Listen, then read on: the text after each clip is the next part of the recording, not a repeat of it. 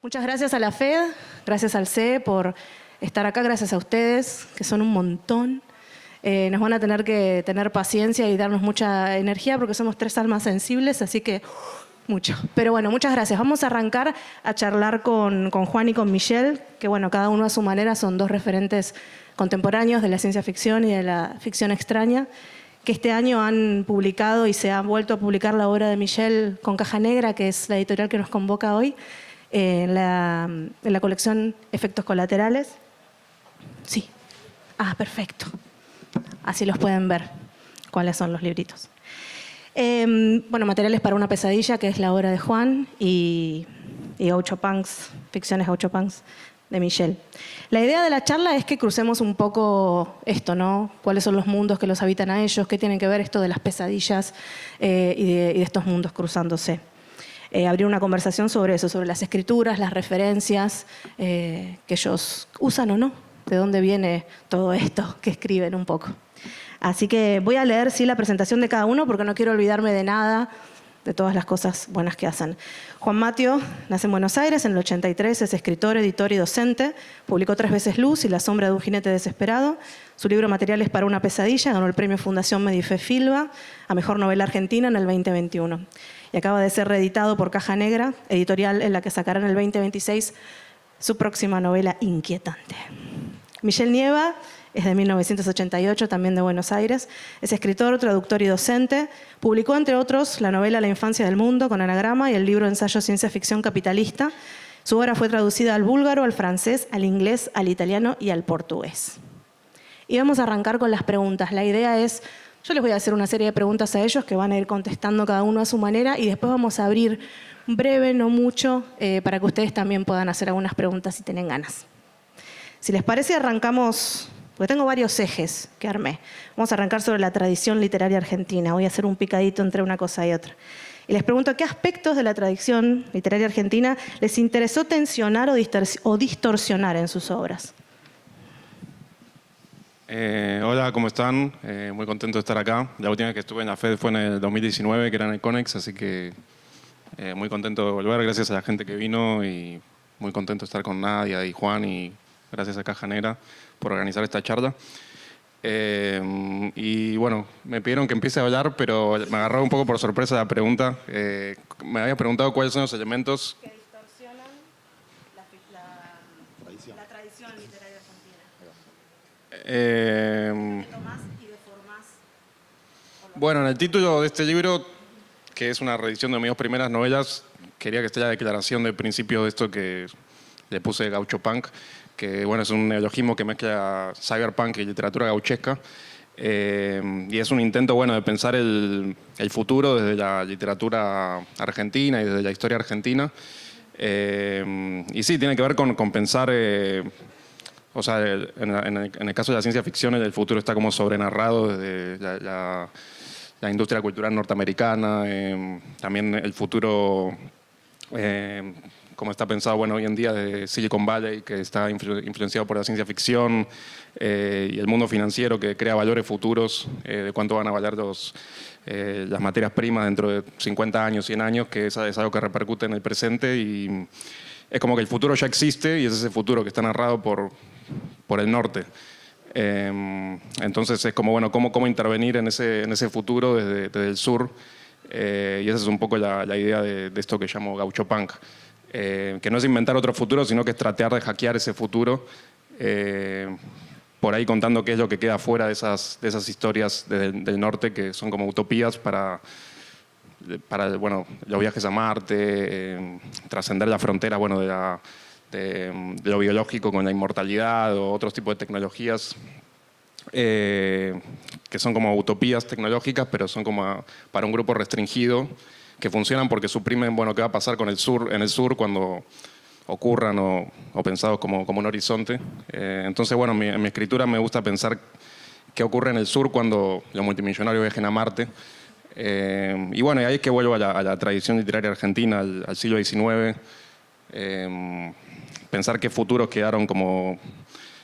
O sea, en este intento de hackear ese futuro del norte, bueno, qué futuros quedaron truncados en la historia argentina, en los proyectos civilizatorios del siglo XIX, en distintos momentos de la historia y bueno, como mi distorsión de la tradición pasa por pensar el futuro desde de esos futuros truncos de la historia argentina, que un poco es como lo que se llama el retrofuturismo, que es bueno pensar el futuro desde un pasado que pensó un futuro que nunca ocurrió. Claro. Y eso, bueno, no sé si fue demasiado genérico, pero... Bueno, ¿cómo están? Gracias por la invitación, por la charla, a Caja Negra, a Michelle, a Nadia, a las amigues que están por ahí. Cuando empecé a escribir materiales, en realidad la ciencia ficción no estaba en el plan. Entonces, a quien pensé como referencia un poco, diría involuntaria, es a Piglia, pero porque Piglia es una persona que me enseñó a leer y quien te enseña a leer te enseña a escribir. Entonces, su presencia, a veces hay quien me dice, bueno, la presencia de la ciudad ausente o la presencia de respiración artificial y fue bastante... O sea, para mí Piglia es como un territorio completo, digamos. No diferencio mucho qué obra sí, qué obra no uso o estoy dialogando. Entonces, esa me parece la presencia más nítida. Pero el otro día, no sé con quién charlábamos, que Borges se convirtió para la generación de la segunda mitad del siglo XX en una presencia muy pesada. O sea, venir después de Borges es muy difícil. Y Saer, y Walsh, y incluso Piglia, tenían muchos problemas para lidiar con cómo trabajar la literatura después de Borges. Yo creo que para nuestra generación, o sea, para la primera mitad del siglo XXI, es más sencillo. Porque es como un abuelo, o sea, ya no es un padre al que hay que matar, es más como un abuelo, entonces se puede usar mejor. Entonces, esa sí fue una referencia más buscada. Bueno, primero porque es el mejor, pero además porque nos dejó un montón de recursos disponibles. Y yo quiero mucho, una cosa que dice Piglia en sus clases sobre Borges en la literatura en la televisión pública, él decía, el tipo que inventó el soneto es más importante que Shakespeare finalmente porque inventó una forma en la cual otros pueden escribir. Y yo creo que Borges tiene esa importancia, o sea, él abrió unos caminos que los demás podemos transitar. Entonces, bueno, o sea, ir en busca de esos caminos, ver cómo se ensanchan o cómo se distorsionan o cómo los mutamos, es un poco la ventaja de que sea un abuelo y no un padre. Bueno, vos justo la pregunta que seguía era qué figuras literarias del canon dialogan con sus obras. Acá nombraste a Piglia y a Borges. En tu caso, Michelle, ¿hay algunas figuras del canon? Bueno, me gustaba eso que decía Juan recién. Justo estuve en otra charla, en una conversación con Mandolina, que era de biografías lectoras, y bueno, yo hablaba de Borges y decía que era un poco anacrónica mi obsesión con Borges, porque es un autor que después de esa generación de Aira, Piglia y Saer, es como que dejó de ser una obsesión como edípica. Pero sí me parece que, al menos en mi escritura, como que él establece un canon de lo que tiene que ser un escritor, en el sentido que tiene que escribir, bueno, ficción y también como un poco las condiciones de producción de la lectura de su propia obra. Porque, bueno, cuando Borges escribe, dice, bueno, ya existe literatura argentina que es espectacular, no sé, como el Martín Fierro, pero afuera de Argentina nadie lo leía porque no entendía que era nadie entendía que era el Martín Fierro, el lunfardo en el que está escrito, la métrica. Entonces Borges piensa que para poder escribir una literatura, bueno, una visión un poco... hoy en día podemos pensar que es un poco cipaya, si se quiere, bueno, como que tenía que ser reconocida afuera. Entonces, para poder ser reconocida afuera, tenía que producir las condiciones de lectura de esa obra. Y ahí es que él también se vuelve un ensayista. Además, hay toda una serie de escritores que a él le gustan, como Oscar Wilde o Verlaine, que también eran ensayistas, pero también pasa por esta cuestión de volver legible su obra. Y eso es como una figura que se repite justamente en muchos de estos autores, en Piglia, en Aira, en Saer. Y en ese sentido, para mí Borges es un autor muy importante en esta cuestión de de escribir, pero también pensar cómo eso que se escribe se conecta con lo que ya está escrito y cómo también reescribe lo anterior.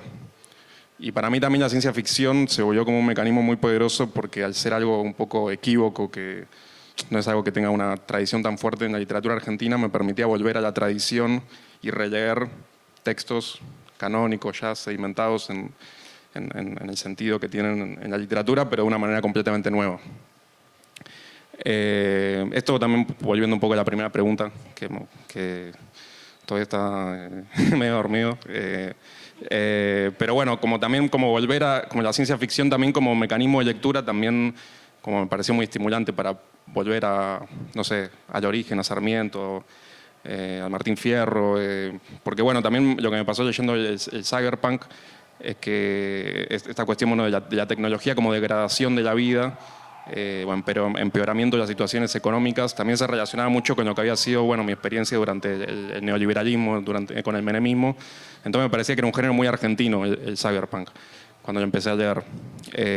Entonces ahí como que pensé, bueno, por ahí el origen de la literatura argentina también es el cyberpunk, en esta premisa de bueno, lo tecnológico como algo que no lleva al progreso o no lleva a la civilización, sino a la barbarie, digamos, para ir a un vocabulario sarmientino. Entonces también me sirvió como aparato de lectura para pensar, bueno, el origen de la literatura argentina y aún más, bueno, de todos los proyectos civilizatorios del país tienen que ver con esto, de la introducción de la tecnología para un proyecto que termina llevando lo contrario de lo que quiere producir o con unas fallas que llevan a la violencia y a un montón de paradojas políticas y sociales. Y bueno, ya no me acuerdo cuál era la pregunta, pero nada, eso. Eso para relacionarlo con Borges. Sí. Quiero discutir la parte de Cipayo, porque me parece que es importante, digamos.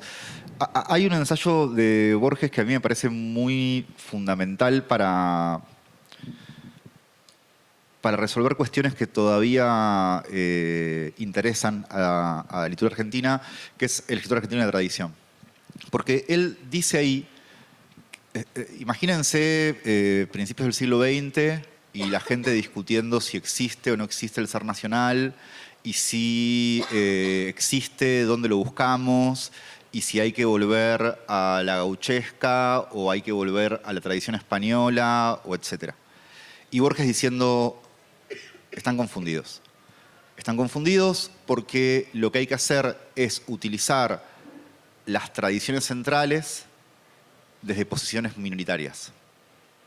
Y esto que él dice, y que me parece súper importante, y es exactamente lo que dice Joyce, yo voy desde Irlanda a usar la tradición inglesa, no hay que volver al gaélico y a la tradición celta, hay que usar el inglés como no lo usaron ellos.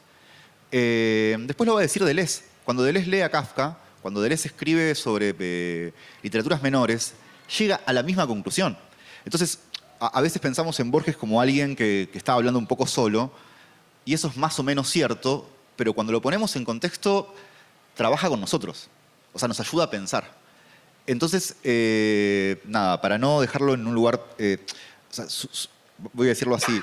Su intención de universalidad no me parece producto de una posición cipaya, sino me parece producto de una lectura muy inteligente de cómo utilizar las literaturas centrales, o las tradiciones centrales. No sé, es un... Sí, bueno, era un chiste, pero... Juan, era un chiste, Juan. Pero claro, bueno, lo que es interesante es que en ese texto él piensa que lo argentino como un aparato de lectura. O sea, que tomar esa minoridad para leer a Cervantes o a Shakespeare permite salir de esa posición central, que también es lo que hace con la literatura fantástica, que cuando él... ahora es algo que está completamente canonizado y es como el gran género rioplatense, pero cuando Borges empieza a insistir con la literatura fantástica y arma sus antologías, nadie entendía muy bien qué era como algo de revistas pulp, de historia de casas embrujadas, pero esa equivocidad del término también le permitía volver a la tradición de la filosofía, a la literatura. O sea que sí podemos pensar que ese gran patriota Borges, con su argentinización de la literatura, pero bueno, sí. Bueno, ¿estamos bien ahora? ¿Sí? ¿Podemos votar? ¿Podemos votar? Bueno, nos movemos un poquito de la tradición literaria para irnos al weird y a la ciencia ficción. Y les quiero preguntar a cada uno qué es la ciencia ficción y qué es el weird hoy, local. Yo sé que es difícil, pero bueno, lo hacemos entre todos. Para ustedes, para cada uno de ustedes, ¿qué es hoy contemporáneo en nuestro territorio también, ¿no? Están hablando un poco de eso ya, pero como para meternos de lleno en el género de cada uno. Creo que le debo a Michelle responder primero. ¿Qué es la ciencia ficción? La ciencia ficción me parece una de las pocas prácticas sociales disponibles para pensar el futuro. Esto lo digo muchas veces y seguramente quien me haya escuchado antes ya lo sabe, digamos, pero yo creo que como comunidad disponemos de pocas prácticas para pensar el futuro. La política solía serlo y dejó de serlo. Entonces, esa parálisis de la imaginación política futurista tiene algunas consecuencias culturales y para mí entre ellas está la inestable centralidad de la ciencia ficción como género. Pienso en Black Mirror, o sea, estoy pensando en Netflix, ¿no? O sea, no necesariamente en la literatura. La forma en la que la ciencia ficción reflexiona sobre el futuro es una forma menos voluntaria de lo que nos gustaría creer. Es decir, no es el autor reflexionando sobre el futuro, sino el inconsciente político de una época reflexionando sobre el futuro. Porque lo que suele pasar cuando digo esto es, bueno, ¿y entonces por qué no escriben novelas optimistas en vez de novelas pesimistas? Y es como, bueno, no, o sea, se escribe lo que se puede. Eso para mí es la ciencia ficción. Y la ficción extraña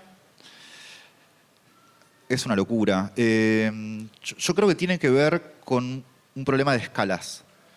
Voy a decirlo así, si el gótico o el terror y el realismo suelen trabajar a una escala edípica, es decir, donde las formaciones familiares son muy importantes, pensemos en el padre de Hamlet, ¿no? O sea, diciéndole vengame, etcétera, ¿no? Es un fantasma finalmente, pero es un problema edípico, o sea, es un padre que se hace presente y le dice a su hijo, necesitamos resolver este problema. Yo creo que lo que abre el weird es la posibilidad de pensar otras escalas. Escalas geológicas, vamos a decirlo así. Y creo que si tiene algún tipo de importancia en este momento es porque todos percibimos con el rabillo del ojo el colapso ambiental. Es decir, la naturaleza se volvió... Vuelvo. Un amigo mío, que quiero mucho y es muy inteligente, se llama Facu Nahuel Martín, suele decir que para la modernidad la naturaleza era un decorado donde sucedía la obra de teatro que es la historia humana. Bueno, hace relativamente poco nos dimos cuenta que la naturaleza no es un decorado. Es un actor y es un actor potencialmente antihumano. Es decir, es una especie de monstruo. Si hay una literatura que puede contar eso, es el weird. ¿Está bien? Me hubiera gustado tener un anotador porque se me fueron corriendo muchas ideas. Está y todo ya se me fueron grabado, olvidando. después lo podemos volver a ver. Va a quedar todo grabado y se va a subir a YouTube. No, para digamos, comentar. Pero bueno, me gustó eso que dijo Juan de la práctica social del futuro.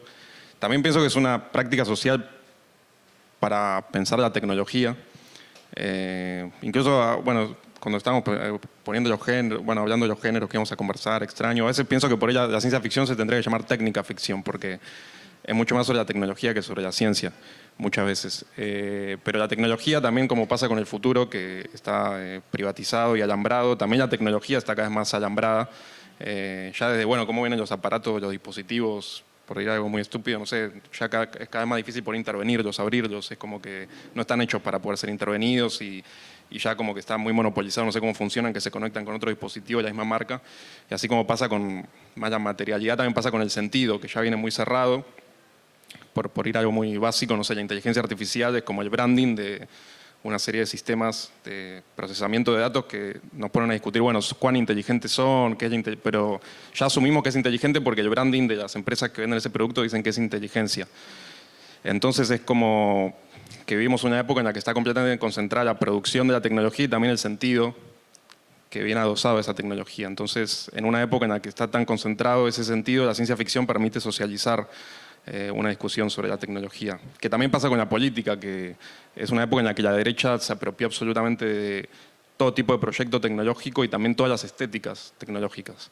Por ejemplo, bueno, todo lo que tiene que ver con imágenes generadas por inteligencia artificial, uno inmediatamente piensa en Trump, en Milley, no piensa en otro tipo de partidos políticos que desarrollan esas imágenes. O sea, si uno va a la historia en otras épocas, no sé, el comienzo de la Revolución Rusa, o sea, uno puede ver que hubo otras épocas en las que había proyectos tecnológicos que no eran del hipercapitalismo. Pero en esta época en la que está tan concentrado, la ciencia ficción permite socializar la tecnología en el sentido que se puede discutir su sentido, proyectar hacia el futuro y también darle una dimensión temporal, con eso que decía Juan de la naturaleza, que también vivimos una época en la que entran temporalidades como lo ambiental, que involucran tiempos no humanos. O sea, todo lo que es la geología, hay nombres específicos científicos como las eras o los eones, porque los tiempos con los que medimos, las unidades de medición del tiempo humano nos sirven los años, la década, las horas para medir un proceso geológico. Entonces la ciencia ficción permite pensar a gran escala, permite pensar, bueno, qué va a ocurrir dentro de 3.000 años, o cómo se relaciona esto con la prehistoria o un futuro que surge de la prehistoria. Entonces esa posibilidad de especulación a grandes escalas permite entender muchos fenómenos del presente que involucran esas grandes temporalidades. Y después, bueno, cuando estamos hablando de esta charla, yo tengo un gran tema con el weird que no sé muy bien qué es, así que estoy esperando que Juan lo defina.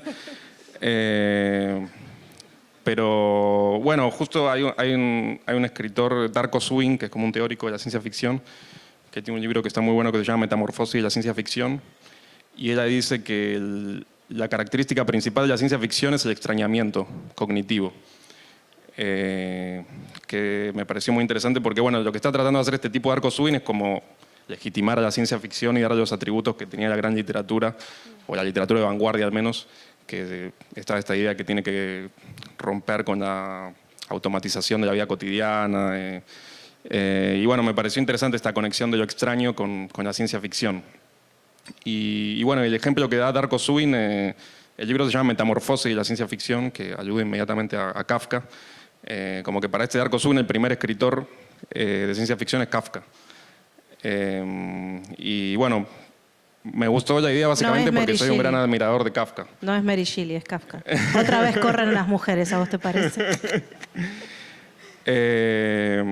Nada, bueno, eso, pero justo estaba pensando en una cuestión, ahora que estaba escribiendo algo sobre la metamorfosis y hay todo un tema con que nunca se menciona qué es el bicho. Claro. Como tradicionalmente se pensó que es una cucaracha, pero la palabra que usa Kafka es Dasungeziffer, que es una palabra del lenguaje técnico de la química. Que en ese momento, bueno, en Alemania era un país que estaba muy avanzado en la química, había como un gran auge de la producción química. Bueno, era como el país de punta. Entonces la palabra que usa Kafka era una palabra, un término científico que se usaba para referir a las pestes que trataban de matar los pesticidas que estaban desarrollando todas estas empresas químicas. Y bueno, la metamorfosis es en 1920 y pico. Y después esa palabra que usa Kafka para referir al insecto es la misma que se usa en los campos de concentración para referir a los prisioneros que son gaseados en las cámaras de gas, porque era una palabra neutra, científica, que refería a lo que era una peste que tenía que matar la producción química. Pero bueno, Kafka en este extrañamiento de la tecnología, en usar una palabra de la química desfasada de su uso cotidiano, como permitió como avisorar algo que iba a ocurrir en el futuro. Entonces, para mí también la ciencia ficción es una práctica social del futuro y la tecnología, pero en este extrañamiento también de sus usos cotidianos, como que creo que también permite ver como más adelante de lo que está más atado inmediatamente al presente. Claro. Me quedo con algo que le escuché a Juan decir también, que hay que volver a recuperarles a la derecha lo sexy y lo sensual que ha perdido. es un momento para eso. En esto que justo están diciendo, es justo la pregunta que anoté, pero lo volví a pensar. ¿Qué implica pensar el weirdo, la ciencia ficción, no como una estética, sino como una posición política? ¿Qué implica para ustedes eso? ¿Hay algo que cambia, algo que no? Yo no, o sea, no tengo, no soy hincha de los géneros. Soy muy... O sea, a mí la literatura me interesa por sus formas. Si el realismo se pusiera a trabajar mañana, yo iría a leer realismo. Me parece que estamos como a 3 pasos de pedirle a, en este caso, a la ciencia ficción o a cualquier género, claro, así como existió el realismo social y tenía como unas coordenadas de, bueno, hay que hablar de obreros y huelgas y fábricas, estamos a 3 pasos de pedirle a la ciencia ficción que haga algo por nosotros que, no sé, vayamos a militar. O sea, organicémoslo políticamente, o sea, si hay que hacer algo, pero no le pidamos a la ciencia ficción, ni a ningún género, ni a la literatura en general, que haga algo que nosotros no podemos hacer en el ámbito colectivo. Entonces, la literatura es política. ¿Dónde está la politicidad de la literatura? Es una pregunta que me interesa un montón. La tradición en la cual me inscribo, que es el marxismo, cierto marxismo, me dice que no están sus contenidos, que está sobre todo en cómo las formas capturan cierto resto diurno de los procesos sociales. Y entonces no me parece más política una novela sobre obreros o una novela que intenta describir un futuro amable o distópico, sino me parece político la forma de montaje que usa Foster Wallace en La broma infinita. Mucho más, pero muchísimo más que cualquier declaración de principios dentro de la obra. Y de hecho creo que es un poco, o sea, porque hay parálisis del pensamiento político o de la imaginación política, es porque le pedimos a los objetos culturales que nos den algo que no tienen para dar. Eso.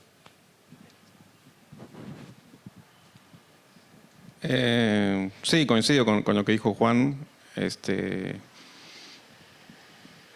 Sí, no sé muy bien cómo responder esa pregunta. Para mí lo más potente que tiene la ciencia ficción es esto del extrañamiento.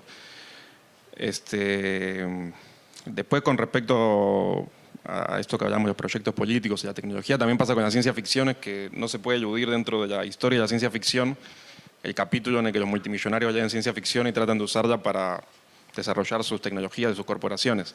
O sea, hoy en día no se puede escribir ciencia ficción eludiendo que es como el gran motor mitológico del capitalismo contemporáneo.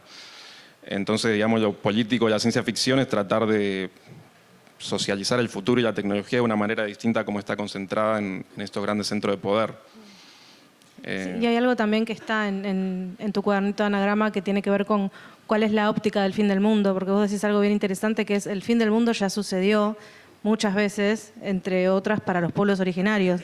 Entonces es también revisar desde qué lugar está cada uno observando esos medios de producción y esas cosas suceder. Eso me pareció súper interesante, como volver a ver cómo hicieron, porque siguen acá. Eso me pareció como súper interesante. Que abrir esa mirada, ¿no? Que suele ser blancocentrista, eurocentrista y demás. Es que para mí, bueno, volviendo a Borges, que es el gran patriota. Hubo ring ahí, pica. No, igual, que para mí también una potencia de escribir ciencia ficción de Sudamérica o de afuera del norte es poder contar otras historias de la tecnología también. Como que si uno lee como revistas de ciencia ficción de otra época que se publicaban en Argentina, está esa idea de que los países del norte, como tienen un acceso privilegiado a la tecnología, están más legitimados para escribir ciencia ficción porque, no sé, tienen el último producto del mercado técnico, qué sé yo. Pero en realidad no es que tienen un acceso privilegiado, sino que es un acceso diferente. Y en un momento en el que está sobrenarrado también esa versión del futuro, una potencia política de la ciencia ficción es narrarla de otros lugares y de otra experiencia de la tecnología. Bueno, historia. sí. Y nos movemos un toque a los libros.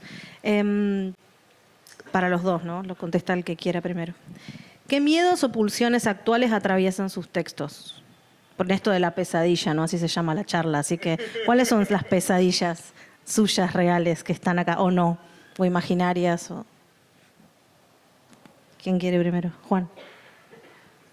¿Actuales en el sentido social o en el sentido personal? Porque escribo con mis miedos, claro, y no estoy seguro de cómo proceso los miedos sociales. Y de hecho no quiero estar muy seguro de eso.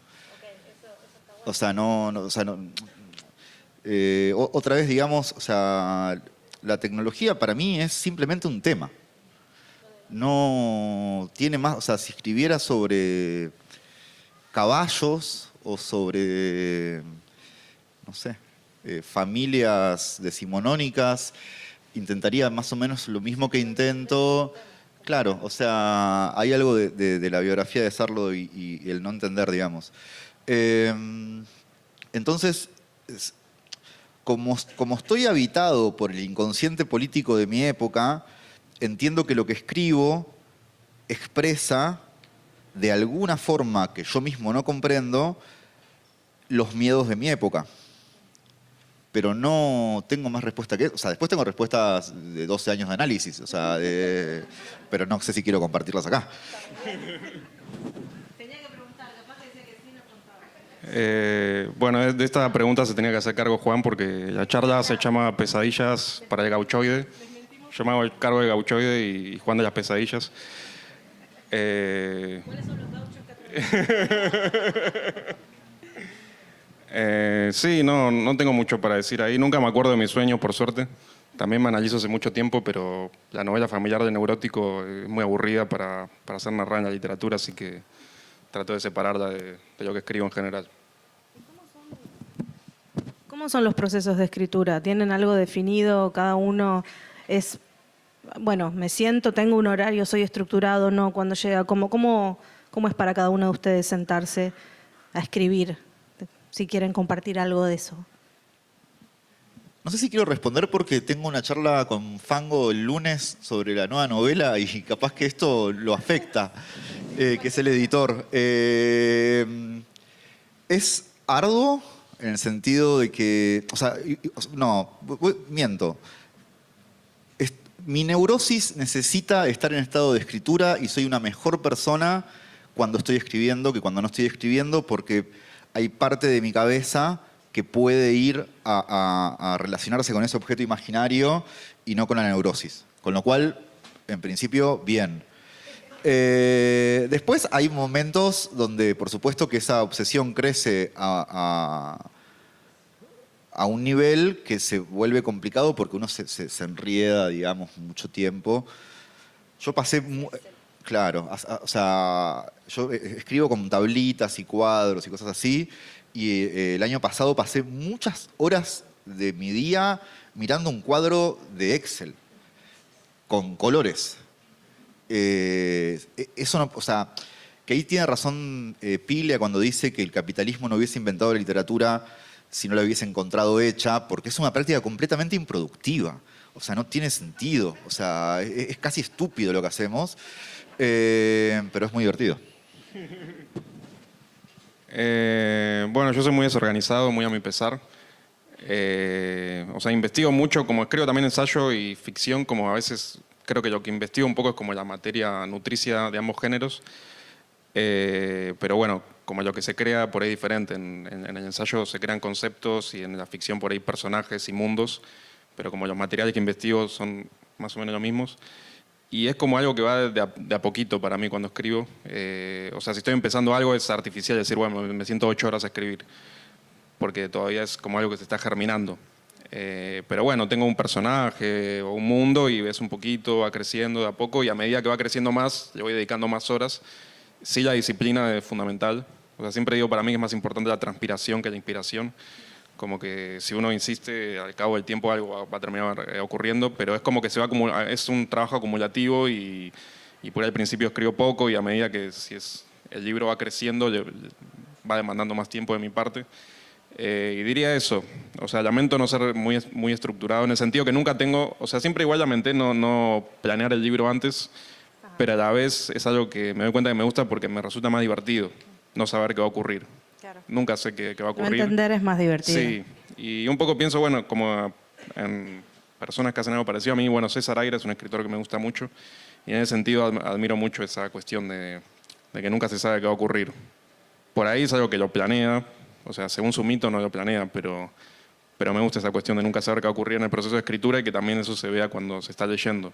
A mí Que me no gusta se sepa hacia hacerles, dónde va a ir. a mí me gusta hacerles preguntas hacia los escritores porque siempre hay gente que escribe en el público y que admira mucho a la gente que viene a ver y a veces uno dice, ay, no sé cómo y qué es y cómo. Entonces, que gente que uno admira, cómo escribe, cuente, que a veces no sabe, que se sienta de cierta manera, que se hace una estructura, que se hace un Excel, a veces ayuda e invita a que quienes no se están animando digan, bueno, pero si Mateo y Nieva hacen así, capaz me hago un Excel y me pongo a escribir. Por eso siempre les pregunto por los procesos. Ustedes tenían una tarea, no sé si se van a acordar o si se acuerdan, se están recordando en este momento, me doy cuenta. Cada uno tenía que pensar una pregunta para hacerle al otro. ¿Se acordaron de eso o vamos a chamullar? Yo justo había pensado hacer una pregunta hace un rato, pero ya ha respondido Juan. ¿Querés la verdad o sea, ¿cómo estamos en términos de honestidad? Si tenemos que mentir, podemos mentir y podemos empezar a ver qué tiene la gente para decir, que estoy seguro que con tanta gente, hay un montón de gente, seguro hay muchas preguntas, pero bueno, la tarea se la comió el perro, entonces, decimos eso. No, o sea, Javiera me va a retar además porque lo propuso ella. Hice una encuesta hoy, o sea, en el almuerzo, dije, ¿qué le preguntarían a Michelle Nieva? Y me ayudaron mis amigas. Y hay algo de cómo trabajar lo bizarro, o sea, cómo trabajar la parodia o cómo trabajar el humor, que es una zona un poco expulsada, así como la ciencia ficción es expulsado de muchos lugares donde el realismo reina. Lo bizarro y el humor también es expulsado de cierta forma de comprensión de la literatura. Y vos trabajás ahí, o sea, en un ámbito doblemente expulsado. Entonces, la pregunta sería, ¿por qué esa doble inscripción? ¿Está bien? O sea, ¿se entiende? Le hicieron ellos la pregunta. ¿No? ¿Era así? ¿Están de acuerdo? ¿Era así o está mintiendo? Está bien, era así, era así. Roganovich dice que era así.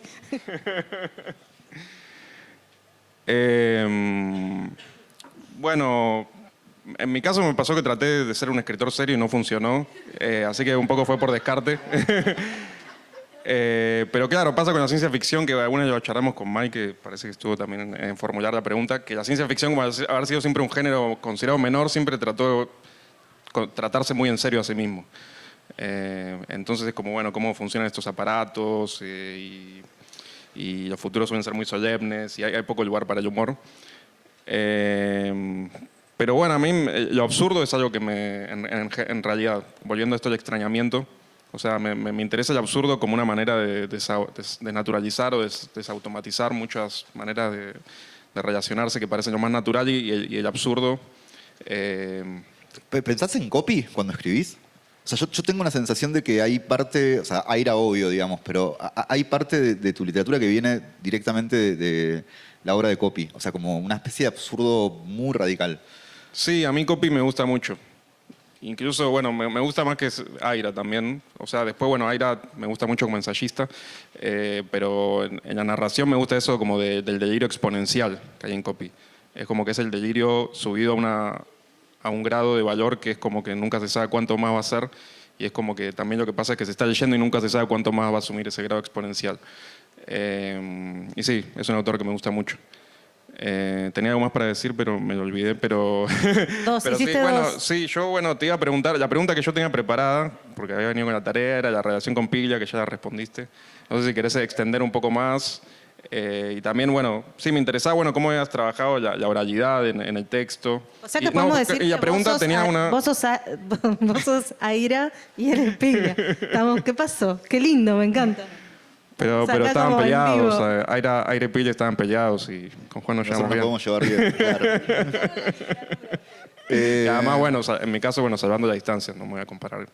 Pero bueno, pero nada, bueno, sí, la pregunta era por pilla y después eso me lleva a otra pregunta expandiendo un poco tus lecturas, porque es un libro, vos recién hablabas de lo formal, como que hay una apuesta por la estructura y procedimientos de la narración que en la literatura argentina hoy en día cada vez es menos común.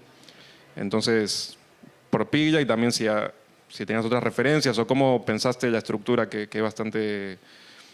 Bueno, que es muy interesante cómo está estructurado el libro, que hay una vocación por experimentar con los recursos de la novela. Entonces, eso básicamente. Sí. Cuando yo digo que Pile me enseñó a leer, lo digo bastante en serio, digamos. Él tiene una entrevista en Crítica y Ficción donde marca una especie de trazo de su tradición crítica, que empiezan los formalistas rusos y siguen la Escuela Lingüística de Praga y después Brecht y Benjamin en los años 30 alemanes y qué sé yo. Y yo, como no pasé por la facu, lo que hice fue leer eso. O sea, hice ese trayecto. Y lo que me dio, o sea, lo que me dio ese trayecto es la idea de que la literatura genera valor cuando transgrede las reglas del campo tal cual está en un momento. Es decir, si uno encuentra el campo así, la forma de generar valor es hacer algo contrario a lo que el campo pide en ese momento. Que es una forma muy de la vanguardia siglo XX, digamos, ¿no? Pero que a mí me gusta mucho y que leo así. O sea, yo cuando encuentro un autor que me gusta, lo que me gusta es que encontró la literatura así y transgredió las normas de ese momento. Entonces, esta es mi segunda novela. La primera novela yo quería que solamente fuera una novela, o sea, que la gente la viera en la librería y dijera, esto es una novela, listo. Y con esta segunda novela lo que intenté es que, o sea, ir un poquito en contra de lo que se supone que es una novela.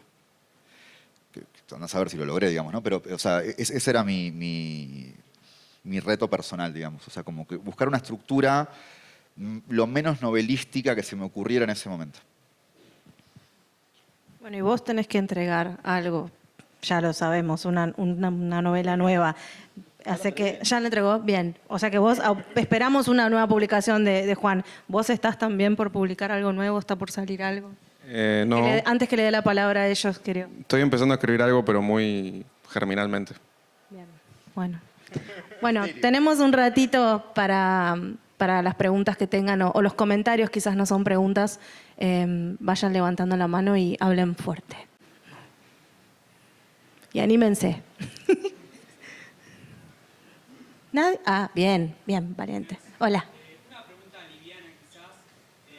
¿Cuáles fueron sus últimas lecturas que les gustaron, que los interpeló y por qué?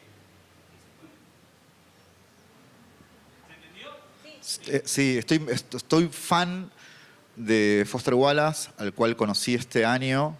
Lo había esquivado por prejuicio, o sea, entra en ese campo que se llama literatura posmoderna y yo tengo problemas personales con la escuela francesa, entonces no quería leerlo. Y cuando entré ahí, o sea, no puedo parar, o sea, hace meses que no leo otra cosa. Que no sé, o sea, el trabajo a veces me lleva a leer otras cosas, digamos, pero lo que me interesa leer, o sea, si no estuviera acá charlando con ustedes, estaría con La broma infinita. Bueno, ahora estaba releyendo la novela de Juan que me estaba gustando por segunda vez de Yarda. Bueno, y ahora no es algo que estuve leyendo, pero me acordé que estuve justo en el stand de Editorial Nuevista, justo me compré un nuevo libro de Agustín Conde de Weck, que me gusta mucho lo que escribe, en general lo que publica Nuevista, Pablo Farrés, Retic también. Eso que recuerda ahora. Después estuve leyendo cosas que no me gustaron, así que no sé si tiene sentido mencionarlas. Sí. Mejor no. Claro, esto era LAM, no era la FED. Sí. A mí me interesa, pensando que, bueno, esto de la ficción de lo extraño, los New Wave, siempre se lo considera como, me da la sensación a mí como un género muy anglosajón, incluso el nombre del género, New Wave, no le decimos literatura de lo extraño, ficción de lo extraño. Estaba pensando en la seca, por ejemplo, cómo va extrañando toda su narrativa. ¿Qué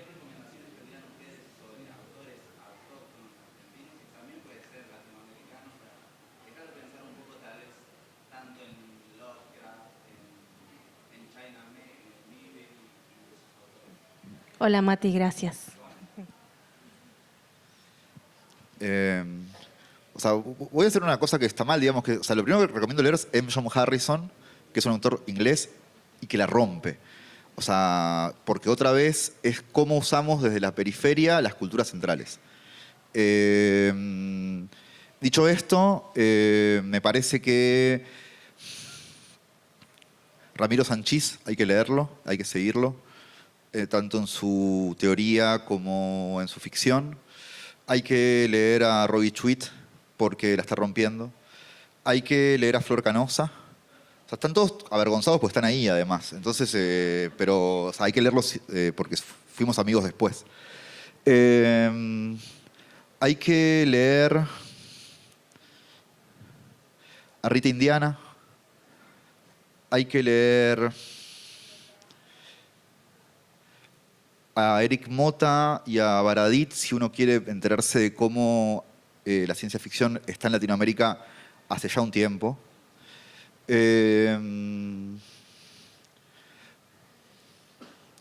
sea, me olvido de gente y me quiero matar. Hay que leer a Mori Portas. O sea, Mori Portas es la mejor escritora de su generación. Publicó un solo libro de cuentos. Pronto va a terminar una novela. Está abajo, bueno, o sea, Hexágono, editoras, léanla. O sea, es la mejor de todos nosotros. O sea, sin duda. Era una pregunta para Juan, porque yo no me identifico tanto con el New Weird, así que...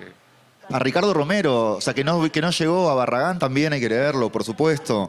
A Maxi Barrientos hay que leer, que la rompe. Bueno, no sé, me entusiasmé. Responder a Juan que está más con el tema del New Weird.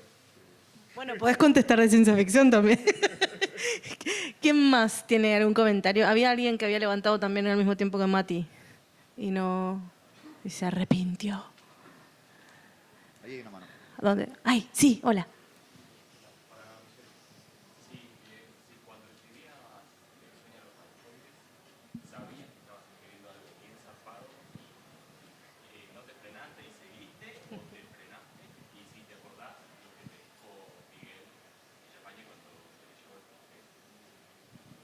Bueno, gracias por la pregunta. No sé qué sería zarpado, pero... Algo bueno, re cuando- bueno, re copado. Bueno. Claro, no sé, bueno, lo bueno de la palabra es que tiene varios sentidos. Sí, puede ser bueno, pero también puede ser como No, yo creo que él se va un quiere poco a la decir mierda. Bueno, cuando yo escribí, que yo cuento un poco en el prólogo, no conocía a nadie que escriba cyberpunk. Entonces no sabía muy bien qué estaba haciendo, no sabía bien a quién dárselo. Así que no sabía lo que estaba haciendo, ni quién iba a leer. De hecho, me acuerdo que se lo mencioné el título a varias personas y me decían, che, pero ¿quién va a leer eso? Como que no se entiende el título. Y Miguel, que fue el editor de Santiago Arcos, que lo publicó por primera vez, bueno, él tenía tendencia le gustaba lo zarpado, lo bizarro, y le gustó, no me acuerdo exactamente qué me dijo. Era una persona parca, no era pro que yo iba al elogio, así que no me dijo nada muy...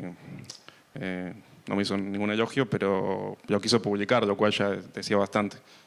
Sí, pero cuando lo escribí no tenía muy claro lo que estaba haciendo porque sí, no conocía otra gente que escribía cyberpunk ni ciencia ficción, así que que después, bueno, fui conociendo más gente, publicó otros libros, pero al ser el primer libro no sabía muy bien qué iba a hacer, qué iba a ocurrir. Bueno. ¿Quién más? Sí. Cuando escriben, ¿sienten que se acercan al terror o no lo sienten? En caso de que sientan ese camino hacia el terror, ¿les gusta acercarse o prefieren más alejarse? O sea, terror no terror, en un sentido como a lo mejor tenemos toda la casa de sangre, cuchillos, sino terror, a lo mejor más terrorífico que es una distopía o no sé. Lo terrorífico que puede estar en las cabezas. Claro, a eso último sí, o sea, el terror de lo que está en mi propia mente me da miedo, me da un poco de asombro, a veces siendo leído por otros es como qué oscuro lo que está en tu cabeza. Y esa evolución es extraña. Pero me parece que es el mejor lugar donde puede aparecer eso. O sea, voy a decirlo de otra forma, digamos. Me da mucho más terror mi neurosis. O sea, prefiero el terror que aparece en la novela que el terror de mi hiperfoco obsesivo. Entonces, dame la escritura. ¿No? Digo. Sí, sí, bueno, pensando, como que decías, me da más terror no poder escribir que escribir, pero bueno, pensaba más que en mi caso de mi escritura, la violencia es algo que está más, no por algo personal, sino porque es algo que está en la historia argentina. Y sí, a veces me pregunto cómo tratar ese tema, pero en general trato de abordarlo desde el absurdo, de mostrar la violencia como algo absurdo y en esa exageración que se vuelve exacerbado y delirante. Sí, eso es lo que tengo para decir. No tanto el terror. Sí, si no hay... Esta es la última llamada. ¿Alguien más que quiera hacer un comentario o una pregunta? Y si no, vamos a ir cerrando. Les vamos a agradecer a todos ustedes. Les vamos a agradecer a Michelle y a Juan. Y estoy censurando a alguien. Sí.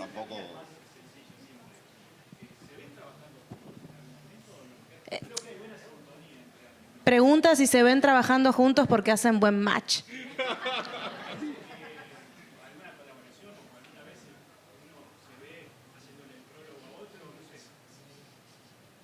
Si se verían, por si no escuchan, si se veían haciéndose el prólogo el uno a otro, trabajando juntos de manera... O si está lejano. Sí. Yo por mí sí, a ver qué iba a decir Juan. Por supuesto que sí. O sea, voy a responder un poco lateralmente. O sea, este año me tocó empezar a colaborar con otros. O sea, es muy raro cuando uno escribe porque es una tarea bastante solitaria. Y estuve enredado en un proyecto audiovisual y después con la colaboración con un artista visual. Y está buenísimo colaborar. O sea, es difícil porque hay que ponerse de acuerdo. O sea, yo cuando siempre doy el mismo ejemplo, de repente éramos 7 en una mesa para matar a un personaje. Y yo cuando mato a un personaje en mi novela, lo mato yo. O sea, no le consulto a la gente, no hago una encuesta, digamos. Entonces, hay algo que está buenísimo de la colaboración. Hay algo que un poco me aterra. Creo que la literatura, en el sentido de la novela, que es el campo donde yo me muevo, es el lugar donde yo no colaboraría, en el sentido de no podría dejar meter a nadie ahí. Pero sí está buenísimo pensar otro tipo de colaboraciones, como puede ser un proyecto audiovisual o un prólogo o lo que sea.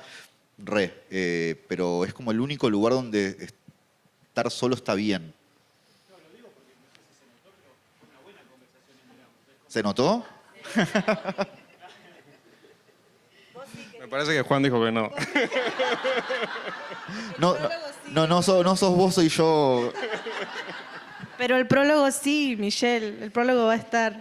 Bueno, acá siendo Roberto Galán, voy a ir cerrando y ahora sí voy a agradecerles a Michelle y a Juan, a Caja Negra, a Javi, a todos ustedes por este momento hermoso. Bajen, compren libros, aprovechen, hablen con los editores y suban a la terraza que hay un montón de eventos también ahí, los esperamos.